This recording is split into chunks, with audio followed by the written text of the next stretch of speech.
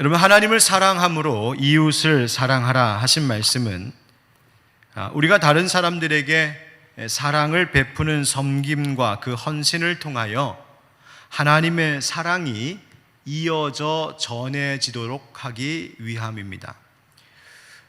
즉, 우리의 이웃 사랑함이란 그저 내가 누군가를 사랑하고 섬겨서 그 사람과 나 사이의 관계가 좋아지고 그래서 서로 세상에서 우리 윈윈하자, 우리 덕보면서 같이 살자 하는 결국 자기 이익을 위한 사랑이 아닙니다. 서로 사랑의 관계를 통하여 하나님의 사랑이 전해지는 것, 또 세속적인 복이 아니라 하나님의 신령한 복이 전해지기 위한 바로 그것이 우리가 하나님 사랑으로 이웃을 사랑함의 목적입니다. 하나님은 우리를 부르시고 우리를 통하여 하나님의 신령한 복이 다른 사람들에게 풍성하게 퍼져나가기를 원하시기 때문입니다. 여러분, 그렇게 귀한 복의 통로로 쓰임받는 우리 모두 되기를 우리 주 예수 그리스도의 이름으로 축원드립니다. 여러분, 세상 말에 부자가 3대를 못 간다, 그런 말이 있습니다. 요즘에는 금수저다 흙수저다 해서 그 말이 항상 통하는 것은 아니라고 생각하는 요즘 세태이기도 하지만, 여러분, 그 말이 무슨 뜻이겠습니까? 재물, 그 부자의 재물 그 자체보다 그 재물을 다루고 관리하는 사람이 그만큼 중요하다는 뜻 아니겠습니까?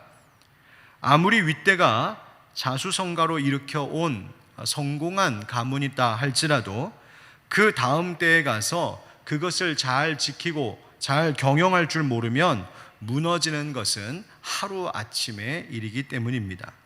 그래서 많은 재산, 재물 그 자체를 물려주는 것보다 올바른 인격과 성품과 인격을, 자질을 잘 갖춘 사람으로 키워내는 것, 그것이 훨씬 더 중요한 것이죠. 잘 이어주어야 하고 잘 이어받을 만한 사람이 되어야 하는 것입니다. 여러분, 학교 운동회, 여러분 요즘 운동회는 어떤지 모르겠는데요. 학교 운동회에 항상 하이라이트가 뭡니까? 계주, 릴레이 달리기입니다. 저는 달리기를 그렇게 썩 잘하진 못해서 선수로 뽑힐 일은 별로 거의 없었는데, 어쩌다 나가면 항상 4명 중에 2번째나 3번째 순서 맡았습니다. 보통 빠른 친구들이 1번 스타트를 끊어서 앞질러 가게 하고, 그 다음 또 빠른 친구를 끝에 4번에 딱 두어서 마지막 그 결승선까지 치고 나가도록 그렇게 하는 거죠. 그런데 그렇다고 2번이나 3번이 중요하지 않은 것은 아니었습니다. 왜요? 중간에 바통을 잘 이어받고 이어줘야 하고요, 또 잘 못 뛰어도 최선을 다해서 그 순위를 지켜내야 되기 때문에 그렇습니다. 어쩌다 중간에 그 바통을 떨어뜨리거나 역전을 당해 뒤처지면 그것을 따라잡는 것이 보통 어려운 일이 아니기 때문입니다. 여러분, 왜 릴레이 경주는 1번도 잘 뛰고 2번도 잘 뛰고 3번, 4번도 다 중요할까요? 릴레이 경주는 개인 플레이가 아니기 때문입니다. 한 팀에서 그저 한 사람만 잘 뛰었다고 해서 그 사람에게만 금메달 주는 것 아니기 때문이죠. 그래서 그 서로 이어가는, 즉 잘 이어줘야 하고 또 잘 이어받아야 하는 겁니다. 그래서 모두가 함께 영광을 얻는 것이죠. 마찬가지로 오늘 성경 본문에도 하나님의 복을 받는 것도 그와 같은 원리임을 우리에게 보여주고 있습니다. 오늘 본문 말씀 중에 9절 이런 말씀이 있어요. 악을 악으로 욕을 욕으로 갚지 말고 도리어 복을 빌라. 이를 위하여 너희가 부르심을 받았으니, 우리를 부르신 목적이 있다. 하나님께서 우리를 부르신 목적이 있다 말씀하세요. 어떤 목적일까요? 바로 이는 복을 이어받게 하려 하심이라. 아멘. 하나님께서 우리를 하나님의 백성, 성도로 불러주신 목적이 있다 하십니다. 그 이유는 하나님께서 우리의 믿음의 조상들에게 베풀어 주셨던 그 복을, 하나님께서 약속하신 하늘로부터 임하는 그 복을 상속받게 하려 하신다, 이어받게 하려 하신다. 바로 그 목적입니다. 여러분, 이 말씀에는 중요한 두 가지 메시지가 있는데요. 그 하나는 하나님 불러주신 성도에게는 상속받을 복이 있구나라고 하는 사실입니다. 이 세상 사는 동안에 우리 육신의 부모가 아무리 나에게 남겨준 재산이 없고 가진 것 없어도 그것이 불행하지 않은 것은 그저 썩어 사라질 세상 물질이야 어느 한순간 하루아침에도 사라질 수 있는 것들입니다. 제가 수요일마다 수요 예배를 통하여서 요한계시록 강해를 지금 진행하고 있는데, 계시록 18장에 보면 그런 말씀이 나옵니다. 온 세상이, 죄악된 세상이 이루 말로 다할 수 없는 부귀를 축적하고 향락을 즐기고 사치스럽고 호화스러운 것들을 사람들이 누리면서 그것을 탐하면서 살지만, 하나님께서 손대시면 그 모든 것이 한시간에 망하였도다. 한시간에, 한순간에 사라진다. 또 다시 보이지 아니하리로다. 하나님께서 손대어서 그거 다 한순간에 없애버리면 다시는 볼 수 없다. 하나님의 그 경고와 심판을 말씀하십니다. 여러분, 세상 물질이 절대로 영원하지 않습니다. 뭐가 중요할까요? 하나님께서 우리에게 이어받게 하시는 하늘의 상속이 중요한 겁니다. 믿음의 조상 아브라함에게 약속하시고 부어주신 복, 사라를 통하여서 이어가게 하신 복, 그 믿음의 자손들에게 부어주시고 또 이어온 그 복, 이제 예수 그리스도를 구주로 영접하여서 구원받은 참 그리스도인들, 참 이스라엘 백성된 그리스도인들이 받게 되는 그 상속의 복이 있다는 것, 여러분, 이것을 굳게 믿고 붙드시기를 축복합니다. 여러분이 우리가 함께 받을 상속의 복이 있어요. 이어받을 복. 두 번째로 기억할 것은 그 복을 이어받을 만한 사람이 되어야 한다는 것입니다. 하나님의 은혜로 상속받을 신령한 복이 약속된 것, 너무나 감사한 일이죠. 신실하신 하나님께서는 그 약속을 믿는 자들에게 반드시 그 약속을 지키실 하나님이십니다. 그런데 그것을 나의 것으로 이어받지 못하고 누리지 못하며 살아가기도 합니다. 하나님의 자녀된 권세를 주셨지만 그 하나님 자녀된 권세의 능력을 쓰지 못하고 살 때가 있습니다. 주님께서 세상이 줄 수 없는 그 평안을 우리에게 약속하셨지만 여전히 하나님 의심해서 불안해하고 괴로워하면서 그렇게 살 수도 있다는 겁니다. 하나님 나라의 영원한 상급을 예수 믿는 자들에게 하나님 약속하셨지만 나는 여전히 세상의 것에 매여서 전전긍긍하면서 하나도 행복하지 않은 삶, 짓눌린 삶으로 살아갈 수도 있다는 겁니다. 여러분, 이것은 세상의 물질적인 형편이나 환경의 문제 때문이 아닙니다. 그보다 근원적으로 내가 하나님이 약속하신 그 신령한 복을 이어받을 사람으로서 그렇게 삶의 모든 것들을 선택하고 행동하고 그렇게 살아가고 있는가에 대한 문제입니다. 내가 그 신령한 복의 바통을 잘 이어받을 삶의 자세가 되어 있는가 하는 것입니다. 그래서 오늘 성경은 우리가 하나님께서 약속하신 신령한 복, 그 영혼이 구원을 얻는 복과 또 이 세상을 살아가는 동안에 우리가 하나님께서 돌봐주시는 그 복, 그것을 이어받는 자, 상속받을 자답게 살아가는 그 삶의 방식이 무엇인지에 대하여서 가르쳐주고 계신 말씀입니다. 오늘 본문 말씀에 하나님의 복을 이어받을 자, 즉 곧 참 그리스도인이라면 이렇게 살아가야 한다라고 10가지의 표징을 소개하고 있습니다. 복을 이어받을 만한 참 그리스도인의 10가지 표징, 그것이 뭘까? 한 절 한 절을 우리가 살펴보며 짚어보겠습니다. 먼저 8절 말씀 같이 읽어보실까요? 8절 시작. 마지막으로 말하노니 너희가 다 마음을 같이하여 동정하며 형제를 사랑하며 불쌍히 여기며 겸손하며. 아멘. 몇 가지가 들어있습니다. 그 첫째로 먼저 우리 모두가 다 마음을 같이 하는 것이 필요하다 명령하십니다. 한번 따라 하실까요? 연합. 연합입니다. 연합. 같은 마음 가지라는 거예요. 여러분, 이 명령은 우리가 그저 획일적으로 모두가 다 로봇처럼 입력된 기계처럼 다 똑같은 생각, 똑같은 의견, 똑같은 사람들이 되어야 한다는 것을 뜻하는 것이 아닙니다. 같은 마음을 가지라라고 하신 말씀은 먼저는 같은 믿음의 고백을 가진 사람들이어야 한다는 것이죠. 그리고 그 믿음의 바탕 위에 우리 모두가 한 방향, 일치된 목적을 가지라는 겁니다. 여러분, 안타깝게 우리가 지금 찬양대가 설 수가 없고 찬양대 연습도, 찬양팀 모임도 지금 당분간 자제해야 되는 그런 때이지만, 여러분, 우리 찬양대 찬양할 때 한번 생각해 보십시오. 또 악기를 연주할 때도 한번 생각해 보세요. 모두가 똑같은 소리를 내지는 않습니다. 파트별로 어떤 분은 소프라노, 어떤 분은 알토, 테너, 베이스, 서로 음을 다르게 노래합니다. 하지만 그 노래가 다른 음을 낸다고 해서 다른 노래를 부르는 것은 아닙니다.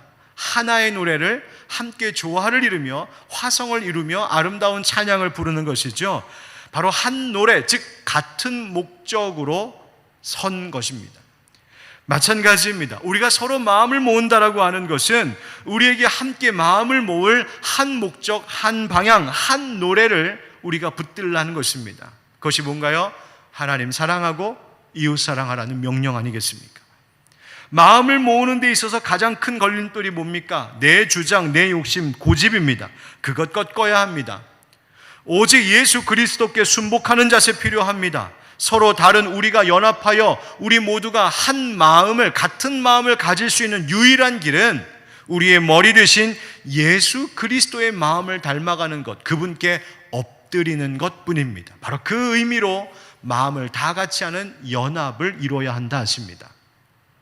두 번째 표징은 뭘까요? 성경에 보니까 동정하라 이렇게 되어 있습니다. 동정하며. 여러분, 이 말씀은 우리 주변 사람들, 형제들을 보면서 에휴, 안 됐네, 안 됐어, 그냥 그렇게 측은하게 여기고 마는 것을 의미하지 않습니다.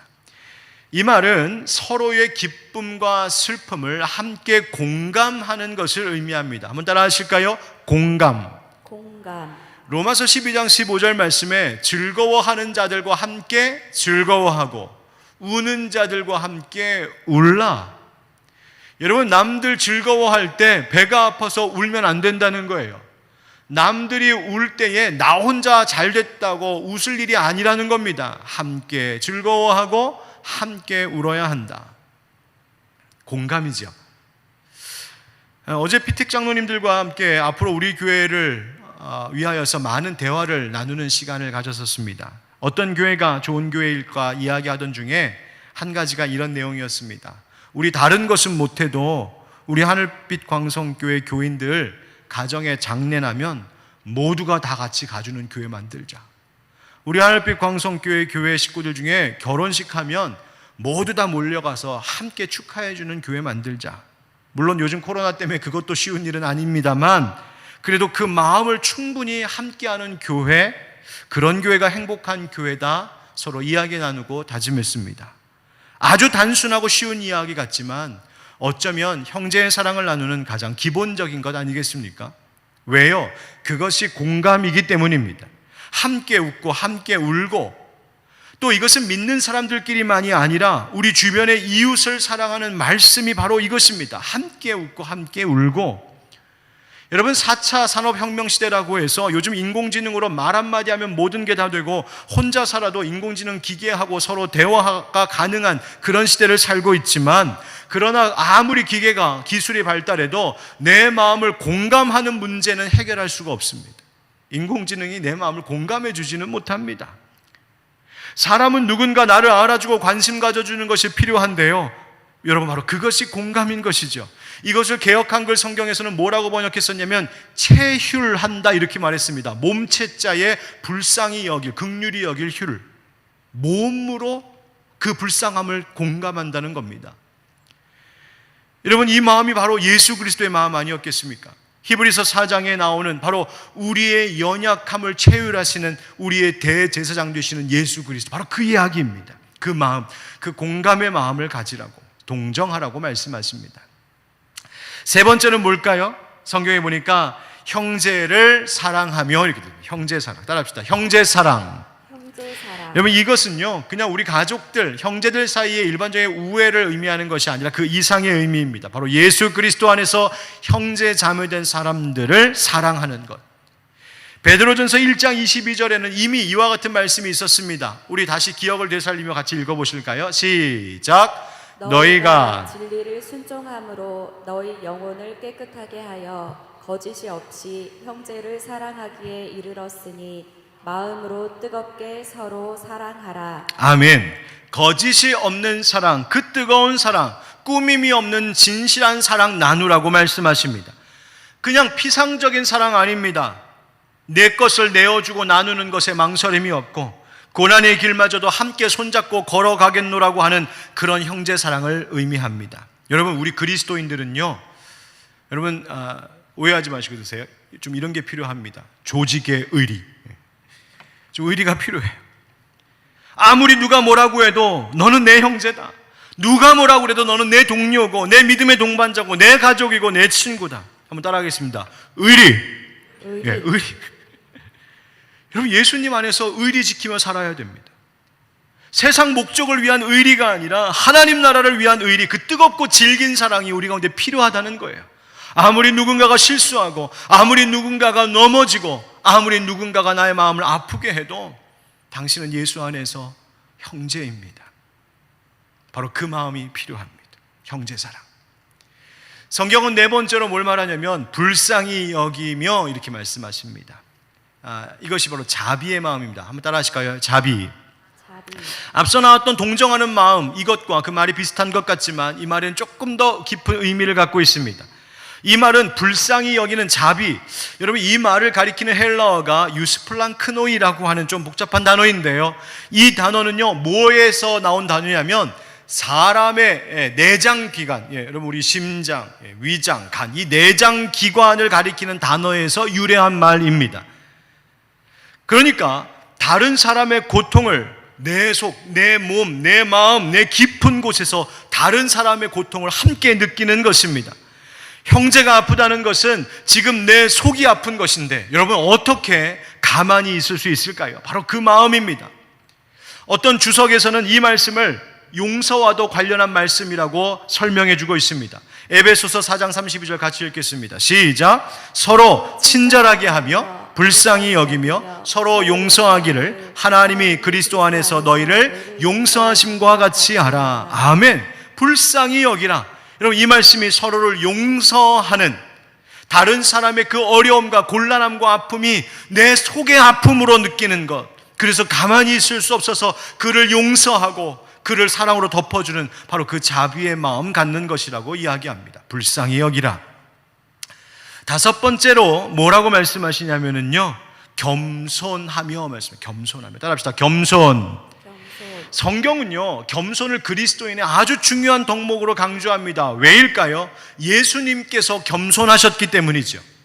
이 겸손하지 않은 이스라엘 백성들을 향하여 하나님께서 뭐라고 책망하셨습니까? 저 이스라엘 백성들은 목이 어떻다고요? 기브스 찬 것처럼 목이 뻣뻣한 백성이라고 하나님 책망하셨습니다. 그러니까 뒤집어 말하면 겸손이란 무슨 말일까요? 목이 뻣뻣하지 않은, 늘 고개를 숙이는 자들이라는 것입니다. 고개를 숙이는 것. 벼는 익을수록 고개를 숙인다는 말, 여러분 옛말 아닙니다. 정말 그렇습니다. 제가 지금까지 목회해오면서 정말 많이 보고 경험한 것이 바로 이것입니다.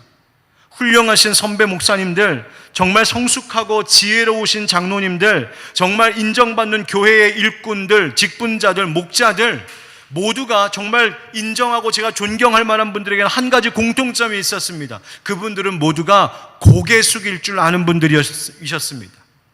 그저 겸손하게 자기에게 맡겨진 일 묵묵히 해나가면서, 그러면서도 모든 영광은 내 영광 아닙니다. 하나님 영광이요, 모든 영광은 교회의 영광입니다. 그렇게 말씀하시는 분들, 고개 숙인 분들 보면서 저도 목회하면서 그렇게 살아야겠다 늘 다짐했습니다.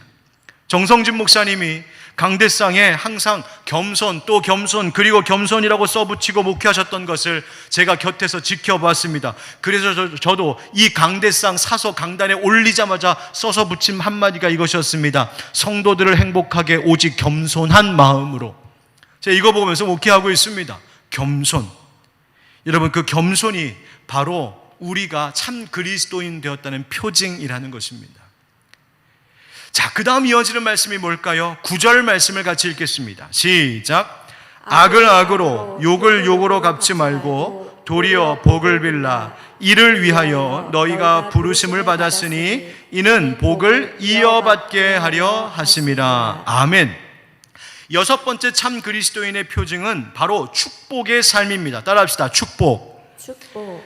여러분, 악을 악으로 갚고 욕을 욕으로 갚는 것, 여러분, 이건 세상 모습입니다. 그런데 한번 가만히 생각해 보세요.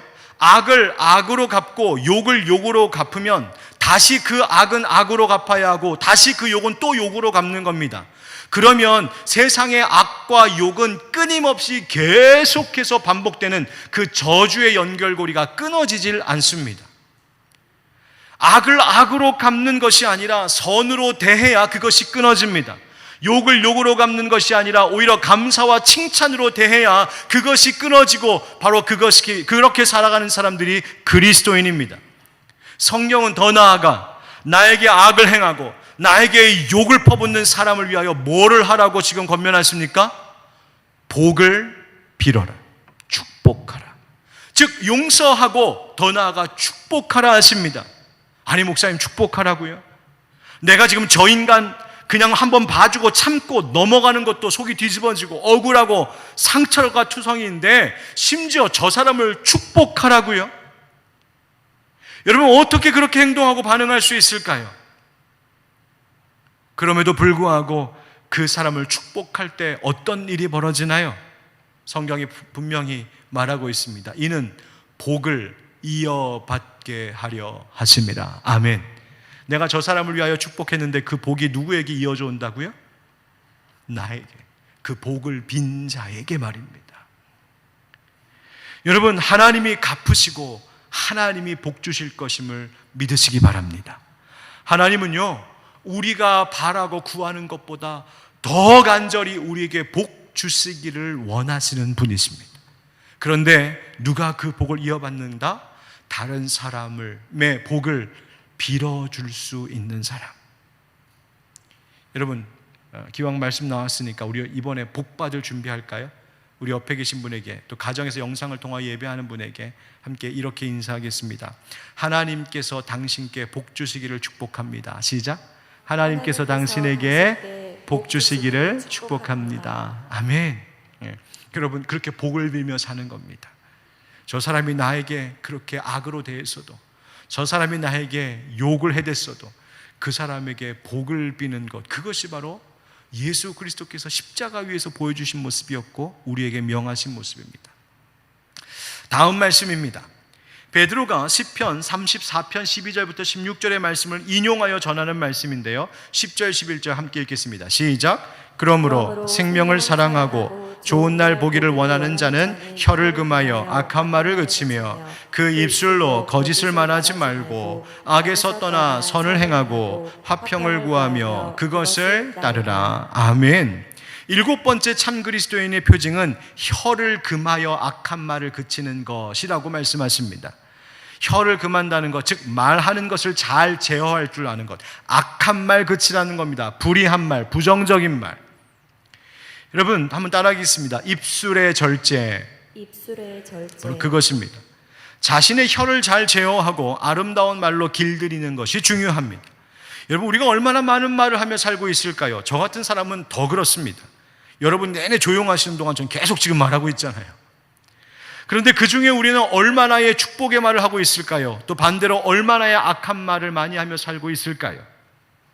우리가 종종 집에서도 내가 피곤하다는 이유로, 내가 스트레스 받았다는 이유로, 내가 화가 나는 일이 오늘 있었다는 이유로 내 가족에게 혹은 교회 와서 교우들에게, 직장 가서 직장 동료에게 퉁명스럽고 불친절하게 하는 말이 혹시 많지는 않은지요?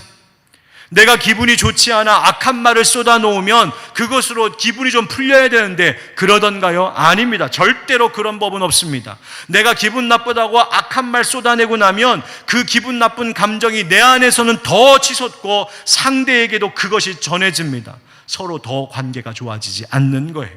그래서 악한 말을 그치는 내 혀를, 내 입을 절제할 수 있어야 된다 말합니다.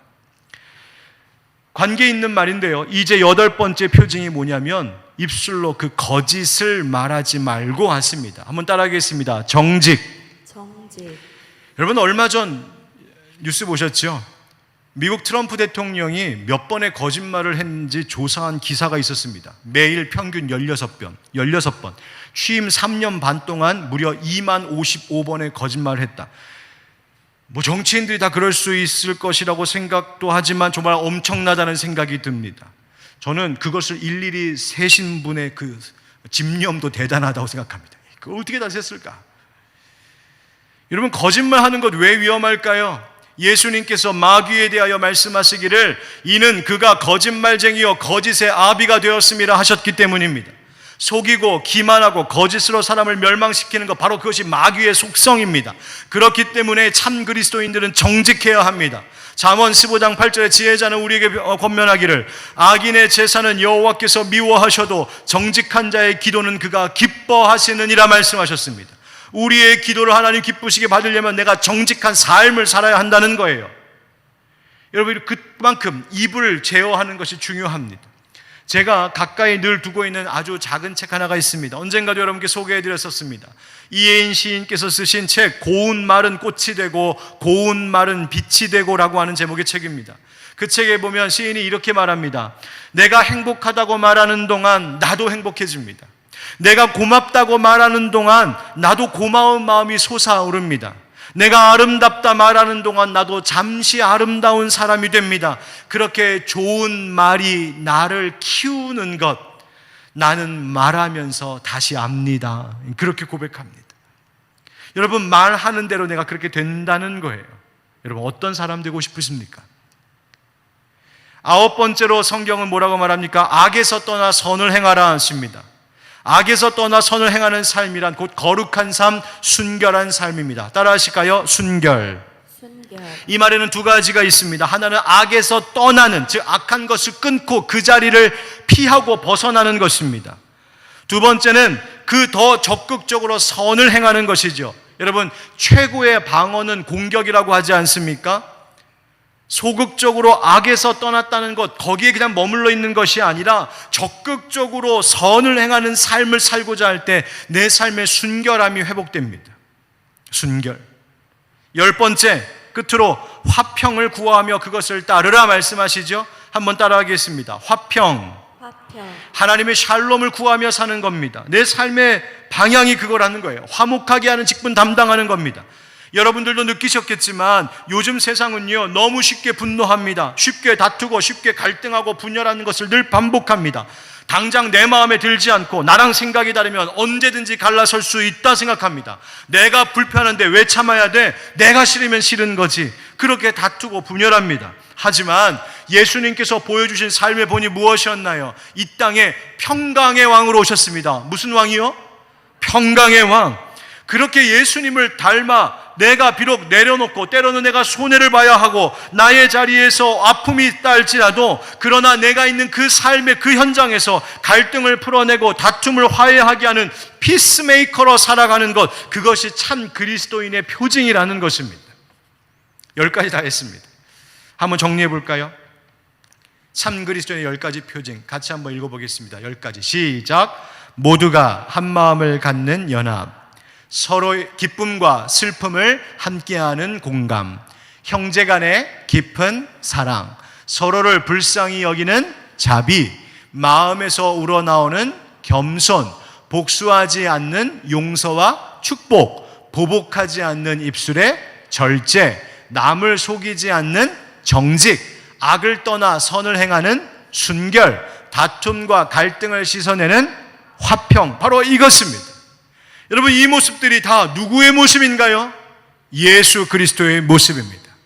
여러분, 예수님께서 우리를 공감해 주시니 우리가 위로를 얻은 것입니다. 예수님이 우리를 불쌍히 여겨 주시니 우리가 자비를 입은 겁니다.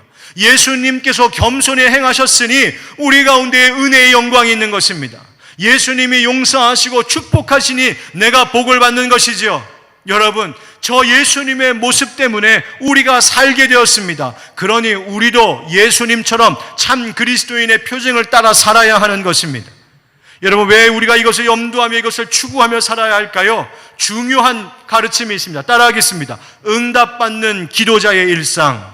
응답받는 기도자의 일상. 여러분, 베드로는 시편 34편 이 말씀을 인용하여서 우리가 왜 10가지 이런 모습 가지고 살아가야 되는지 가르쳐 줍니다. 12절에 주의 눈은 의인을 향하시고 그의 귀는 의인의 간구에 기울이시되 주의 얼굴은 악행하는 자들을 대하시느니라 하였느니라. 아멘.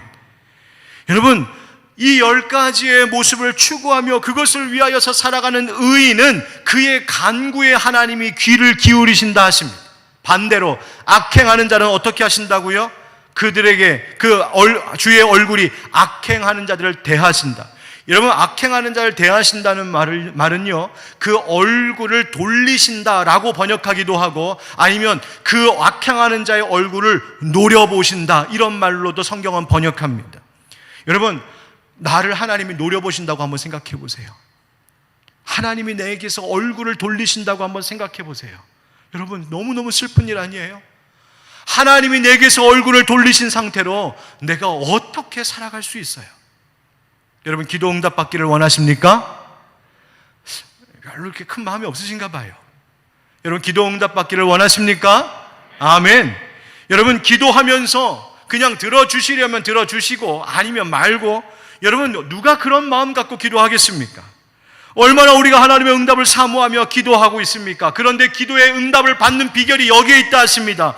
바로 먼저는 우리의 기도에 응답하시는 하나님이심을 믿는 믿음이요, 그리고 오늘 말씀처럼 하나님께서 응답하실 만한 그 의인의 삶, 참 그리스도의 표징을 가지고 살아가는 삶의 일상이 있을 때에 하나님이 우리의 기도에 응답하신다 하십니다.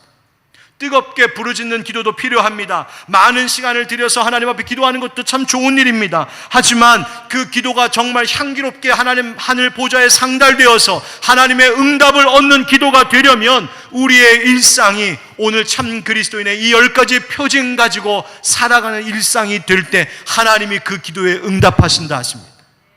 이 위에 10가지 그리스도인의 표징은요, 결국 우리의 기도 제목 되는 겁니다. 하나님, 내가 저 사람과 지금 갈등이 있는데 내가 꼭 좀 이기게 해주세요. 그거 아니라 우리의 마음이 하나님 하나 되게 해주세요. 저 사람의 저 아파하는 마음을 공감하게 해주시고 저희에게 저 사람을 불쌍히 여길 마음을 주세요. 바로 저 표징들입니다. 하나님, 저 사람이 내 마음을 너무 아프게 하고 실망시키고 나를 공격해 오는데요, 하나님, 제가 악을 악으로 갚지 않게 하시고 오히려 그 사람을 축복합니다. 하나님, 우리 안에 화평을 구하오니 하나님 그 은혜 주시옵소서. 결국 이 모든 10가지가 우리의 기도 제목 되는 것이죠. 여러분, 그렇게 기도하며 살고자 할 때 어찌 하나님께서 우리의 기도에 응답하지 않으시겠습니까? 어떤 분들은요, 목사님, 저는요 5분도 혼자 기도하는 게 너무 힘들어요 하시는 분들 계세요. 여러분, 걱정하지 마세요. 오늘 이 말씀 그대로 가지고 가셔서요, 한 구절 한 구절 묵상하면서 한번 그대로 기도해 보세요. 오늘 이 10가지 가지고 여러분의 마음을 혹시 불편하게 한 누군가를 생각하면서 이 10가지의 표징을 가지고 하나하나 이렇게 하게 해달라고 기도해 보세요. 5분이 뭐예요? 10분도 모자랄걸요? 그때의 성령님이 뭐라 하시는지 들어보십시오. 하나님이 지혜 주시고 평안 주시고 그 복을 이어받게 해주실 줄 믿습니다. 두 번째 따라 하실까요? 고난을 두려워 않는 용기. 고난을 두려워 않는 용기. 이 10가지 표징을 성경은 뭐라고 말하냐면 선행이라고 정리해 줍니다. 선행이다. 그러면서 말씀하시기를 13절, 14절, 또 16절, 17절 말씀이 반복하여서 말하고 있는 것이 무엇이냐면, 너희들이 그 선행을 해야 할 때 누가 너희를 행하겠느냐? 너희들이 그 선을 행하다가 고난을 받으면 오히려 그것이 복이다. 너희들의 선행을 통하여 하나님께서 너희를 욕하는 자들을 부끄럽게 하실 것이다. 그 말씀하고 있습니다. 여러분, 선행의 삶, 이 10가지의 모습으로 살아가는 데에는 때로는 손해도 보고 부당함도 당하고 억울한 기분도 들 수 있는 일들이 있습니다. 그러나 두려워하지 말라고 하십니다. 우리가 정말 두려워해야 할 대상은 하나님이십니다. 우리가 정말 두려워해야 할 것은 그 하나님의 뜻에서 벗어난 삶의 결과입니다. 사람들이 왜 자꾸만 분노를 표출하며 사는 줄 아십니까? 그 다음 무슨 일이 일어날지 미처 다 생각하지 못해서 그렇습니다. 왜 사람이 당장 사람들을 속이려 드는지 아십니까? 그 다음에 있을 일을 생각하지 못하고 지금 당장의 이익에 눈이 멀었기 때문입니다. 왜 우리가 다투고 갈등하고 쉽게 헤어지고 떠나고 분열할까요? 그 다음에 어떻게 될지 염두하지 않기 때문입니다. 여러분, 우리는요 하나님의 뜻에서 벗어난 삶, 그 나중 결과에 대하여서 두려워할 줄 알아야 됩니다. 반대로 하나님의 뜻 안에 살고자 할 때 찾아오는 그 나중의 영광을 기대하며 살아야 합니다. 선행에는 고난이 따르지만 우리의 선행이 하나님과 그의 백성을 욕하는 자들을 부끄럽게 할 줄 믿습니다. 그것이 하나님의 뜻입니다. 선을 행하는 자들은 하나님이 지키시고 보호하십니다. 하나님 이길 자가 없기 때문입니다. 오늘 말씀의 결론이자 세 번째입니다. 따라합시다. 코로나 시대에 어떻게 전도할까? 코로나 시대에 어떻게 전도할까? 여러분, 오늘 본문은요, 이 모든 실천에 또 한 가지 매우 중요한 의미를 우리에게 깨닫게 해줍니다. 여러분, 전도가 많이 어려워졌죠. 노방 전도 하겠다고 아마 지금 나가면 어떤 사람들은 피해서 도망갈지 모르고요, 아마 신고할지도 모를걸요. 믿는 사람들도, 교인들도 지금 교회에 나와서 예배하는 것을 꺼리는 이 시국에 새로운 분들을 전도하는 것 좀처럼 쉬운 일이 아닐 겁니다. 그렇다고 교회가, 그리스도인이 전도를 멈출 수는 없지요. 선교를 멈출 수 없습니다. 순교자 정신이 뭐예요? 당장 내가 죽어도 복음을 부끄러워하지 않고 그 복음 전하는 사명 감당하겠다는 것 아니겠습니까? 전도와 선교, 우리 그리스도인 교회의 본질적 사명이니까요. 다만 이 시대에, 이 상황에 맞는 올바른 전도의 방법을 구하는 지혜와 변화가 요구되는 것은 사실입니다. 그렇다면 이 시대에 어떤 방법의 전도가 정말 필요한 것일까요? 15절 같이 읽겠습니다. 시작. 너희 마음에 그리스도를 주로 삼아 거룩하게 하고 너희 속에 있는 소망에 관한 이유를 묻는 자에게는 대답할 것을 항상 준비하되 온유와 두려움으로 하고. 아멘. 사람들이 믿는 자들을 우리에게 묻는 겁니다. 아니, 당신은 이렇게 어려운데 어떻게 그렇게 웃을 수 있냐고요? 당신은 지금 코로나 때문에 이렇게 힘든 시국에 뭐가 그리 행복하냐고요? 여러분, 정말 근데 그런 분들이 있습니다. 우리 교우들 가운데도 계십니다. 상황을 들어보면 지금 당장 주저앉아 울고불고 해야 될 것 같습니다. 사업 문제, 재정 문제, 건강 문제, 가정 문제, 듣다 보면 야, 이걸 다 어쩌나 싶을 정도로 겪는 아픔이 너무나 큰 어려운 분들이 많습니다. 그런데 그분들의 표정을 보면 야, 저분이 정말 힘든 건 맞나 싶을 정도로 의연하고 당당하게 그 상황을 받아내시는 분들이 계십니다.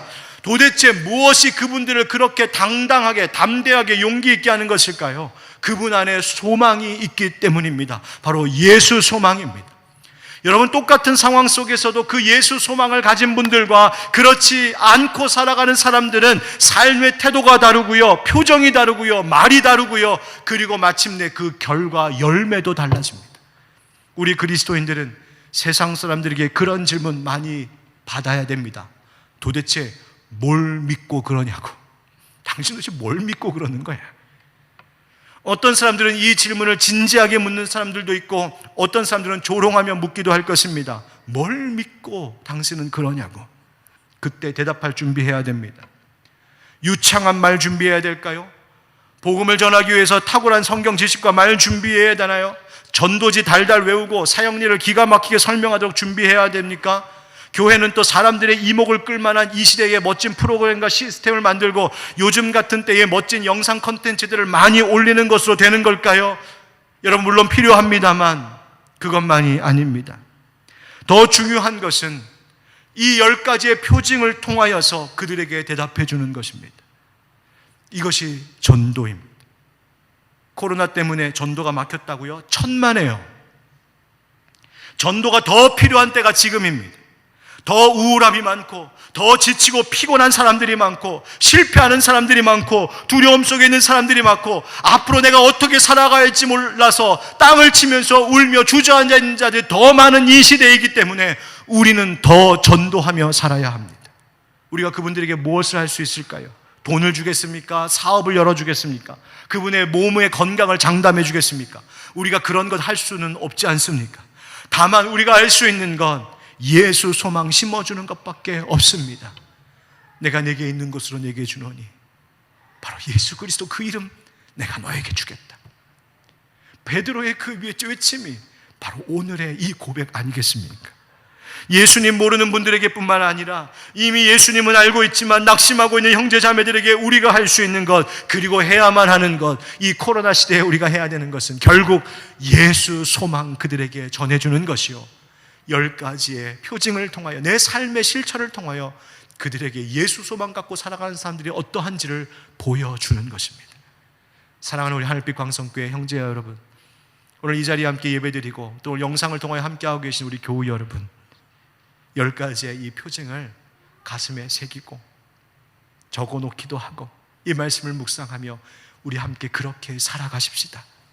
이 어려운 시대에 하나님께서 우리들을 통하여 예수 소망을 불러 일으켜 주시고 하나님께서 아름다운 영광의 열매를 거두게 해 주실 줄 믿습니다. 우리 함께 찬양하겠습니다. 진리라는 제목의 찬양입니다. 하나님 사랑 변치 않는다. 하나님 반드시 기도 응답하신다. 우리 함께 이 찬양 고백하면서 주님, 우리가 이 10가지의 모습을 마음에, 입술에, 삶에, 손과 발에 새기며 살겠습니다. 우리 함께 고백하겠습니다. 하나님 사랑 변치 않는다.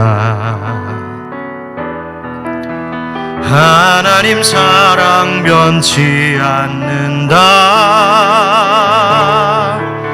세상 다 변하고 날 버린다 해도 하나님 사랑 변치 않는다. 하나님 내 길 인도하신다. 하나님 내 길 인도하신다. 나의 가는 길 다 주님께 있으니 하나님 내 길 인도하신다. 반드시 기도 응답하신다. 반드시 기도 응답하신다. 반드시 기도 응답하신다. 때론 나의 뜻과 다른 길이라도 반드시 기도 응답하신다. 하늘의 것을 구하면 산다. 하늘의 것을 구하면 산다. 세상 헛된 것에 소망 두지 말고 하늘의 것을 구하면 산다. 아멘. 여러분 기도하십시다. 하늘의 것을 구하면 죽을 것 같은 상황 속에서도 살 수 있다 하십니다. 여러분, 우리가 오늘 말씀을 통하여 주신 그 참 그리스도인의 10가지 모습을 기도의 제목으로 삼고 그것을 추구하며 살면 고난 중에서도 건지시고 보호하시는 은혜가 있고 하늘의 복을 이어받게 하신다고 약속하십니다. 그리고 그것이 전도의 방법이라 하십니다. 오늘 우리 이 말씀을 가지고 한번 기도하면 좋겠습니다. 혹시 성경 본문을 펴놓고 그 구절을 보면서 기도해도 좋습니다. 하나님, 이 10가지의 표징대로 내가 살게 하여 주옵소서. 우리 함께 이 시간 같이 잠깐 기도하겠습니다. 기도합시다. 우리가 봉사하신 하나님, 우리 각 사람이 그렇게 살게 하여 주시옵소서. 오늘 주신 말씀대로 하나님, 우리가 마음을 같이 하게 하시고 하나님, 우리가 서로를 동정하며 자비를 베풀며 살게 하시고 형제를 더욱 사랑하게 하시옵소서. 불쌍히 여길 줄 아는 마음, 채우라는 마음 주시옵소서. 고개 숙일 줄 아는 겸손을 주시옵소서. 악을 악으로 갚지 아니하고 욕을 욕으로 갚지 아니하고 축복하는 인생 되게 하여 주시옵소서. 하나님, 우리의 입술을 제어하여 주셔서 악한 말 그치게 하여 주옵소서. 부정한 말, 저주의 말 하지 않게 하여 주옵소서. 입술로 거짓을 말하지 않게 하여 주옵소서. 악에서 떠나 선을 행하고 화평을 구하게 하여 주시옵소서. 그런 자들의 기도에 응답하신다 하셨습니다. 하나님, 고난받을 때에 그런 자들을 지키시고 보호하신다고 말씀하셨습니다. 아버지 하나님이 코로나로 어려운 시대에, 아픔과 어려움이 많은 이 시대에 주저하고 낙심하고 절망과 우울함 가운데 빠져있는 이들에게 하나님, 예수 소망, 우리가 왜 이렇게 살아가는지를 행동으로, 삶의 실천으로 보여줄 수 있는 우리가 되게 하여 주시옵소서.